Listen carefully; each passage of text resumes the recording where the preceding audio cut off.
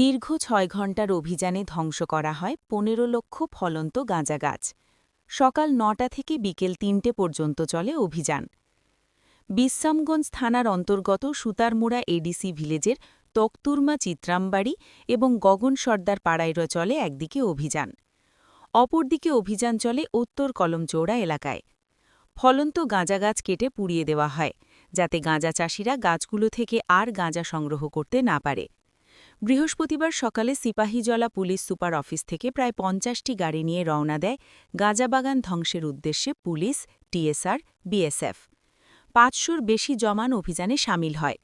সংবাদ মাধ্যমের মুখোমুখি হয়ে বিশালগড় মহকুমা পুলিশ আধিকারিক বিকাশ সিনথিয়া বলেন, আজকের এই অভিযানে যোগদান করেছে বিশ্রামগঞ্জ থানার ওসি অজিত দেববর্মা, কলমচৌড়া থানার ভারপ্রাপ্ত ওসি অরূপ দেববর্মা, সোনামুড়া মহকুমা পুলিশ আধিকারিক শশী মোহন দেববর্মা, টিএসআর ১৪ নম্বর ব্যাটালিয়ন, ৯ নম্বর ব্যাটালিয়ন, মহিলা টিএসআর, বিএসএফ ৪৯ নম্বর, ৪৩ নম্বর, ৮১ নম্বর, ৬৯ নম্বর, ৪২ নম্বর ব্যাটালিয়ন এবং মহিলা BSF, Sipahijala DSP DIB Keshab Hari Jamatia, Sipahijala district armed reserve পুলিশের ডেপুটি কমান্ড্যান্ট ডেভিড দেববর্মা এবং Bishalgarh deputy collector and magistrate Arup Dutta.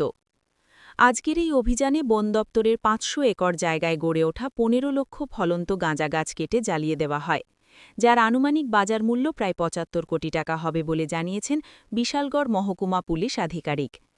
গাঁজাবাগান ধ্বংসের সময় বেশ কয়েকজন মহিলা পুলিশের পা ধরে কান্না করতে থাকে, যাতে তাদের গাঁজাবাগানগুলো না কাটা হয়। তারা অনেক কষ্ট করে গাঁজাবাগান করেছে, ধার দেনা করে বন্ধন থেকে ঋণ নিয়ে গাঁজাবাগান চাষ করেছে। এখন গাঁজাবাগানগুলো কেটে দিলে তাদের সর্বস্ব শেষ হয়ে যাবে। কিন্তু পুলিশ তাদের কোনো কথা শোনেনি। সব গাঁজা গাছ কেটে আগুন দিয়ে জ্বালিয়ে দেয় পুলিশ।